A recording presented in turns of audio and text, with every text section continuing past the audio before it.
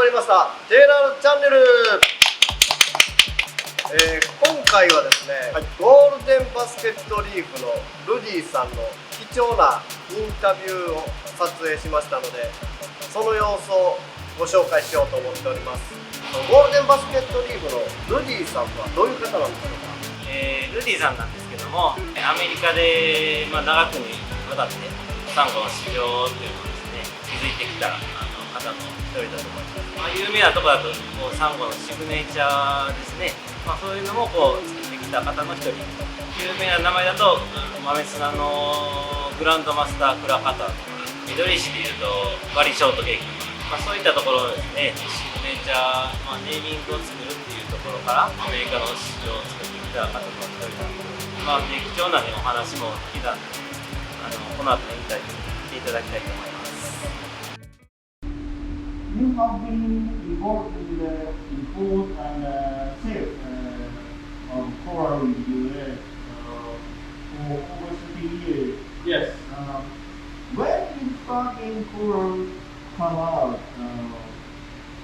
Fracking corals starting about 2008. 2008. Yeah. Starting. Yeah, about 2007, 2008. Yeah. Why do you think the frog culture was born so early in the US? For conservation. For conservation? Yeah, conservation, and then also the coral that grows in the tank is a lot hardier. They are tough, not easy to die. So that's why we grow coral in the tank condition compared to the ocean that pretty much the water is stable. But if the corals grows in the tank, they can handle the tank situation. So it's hardier than compared to the wild. And then also on another level, also the price will be cheaper than buying the whole colony. Yeah, and then also people very satisfying seeing from the small they grow big. Yeah. How do you feel about the US market today? The US market today, because the market is pretty much depend on the economy. Because coral, it's what we call not necessity. It's a hobby. So if you don't have money, then you cannot buy coral. Yeah, no hobby. So it always depends on the on the economy. But coral trade is always increased every year. Yeah. How about the Japanese market? I don't know so much about Japanese market. Yeah, the only thing that I know, it's a lot more bigger in freshwater and then in aquarium plants. In the future, what do you think the coral market will look like around the world? I think the aquacultures and then the maricultures will continue, and then the wild will slowly, stop that way. So we're probably seeing less wild coral, but more aquaculture and mariculture coral into the future.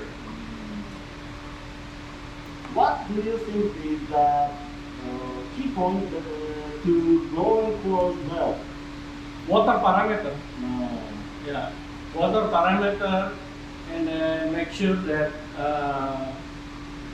the coral also, the one that you grow, is quarantined. There is no disease or there is no pest. Then it will grow better.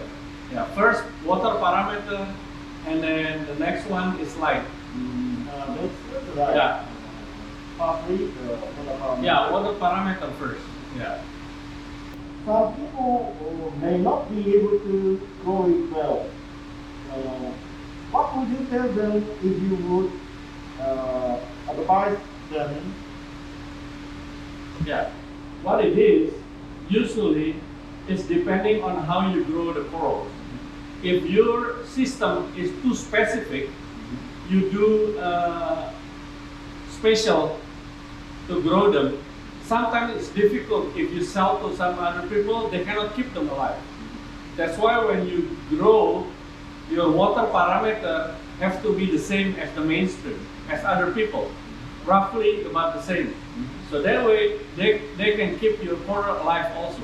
There is no difference. If we ship to the customer, they can keep them alive because in here, we grow with the water parameter the same like everybody else. Yeah, nothing extreme. If you have extreme parameter, specific, maybe you do certain thing really high pH or really high alkalinity, might be difficult adjustment to the customer tank. Yeah, my philosophy always just go with in general with a lot of people. You know, like alkalinity 8, pH 8.3, something like that. You know, so general. So that way, when we send to people, they can keep them alive. There's no specialty. Yeah. What is the appeal of signature coral for you? Right now in United States, signature corals mean when you grow them, you can frac, you can resell. So there is an aftermarket value. So even you buy, you can sell it again, like a used car.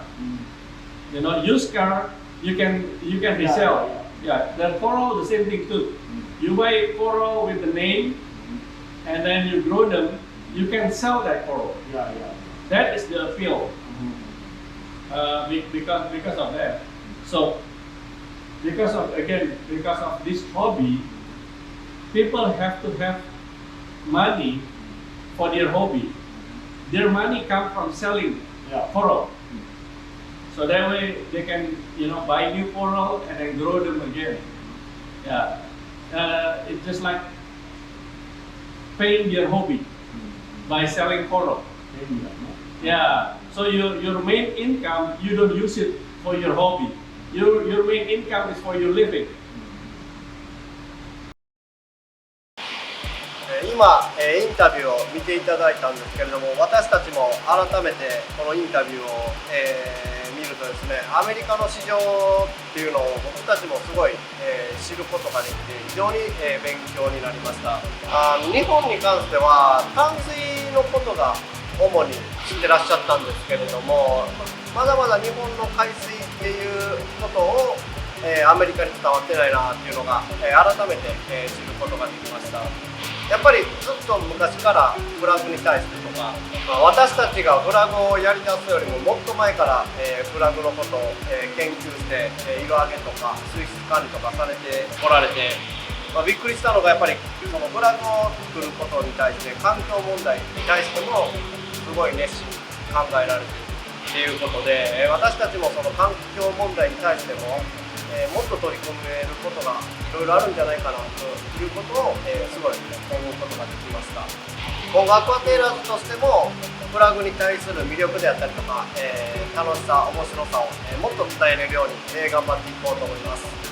ぜひね、次回は、ルディさんにも日本来ていただいていろいろと日本の良さとか、うちのね海水コーナーとか見てもらって、日本の海水はもうこういう感じだよっていうのを、アピールしていろいろ知っていただければと思います。この動画を、いいねって思っていただければ、チャンネル登録と、インスタのフォローよろしくお願いします。お願いします。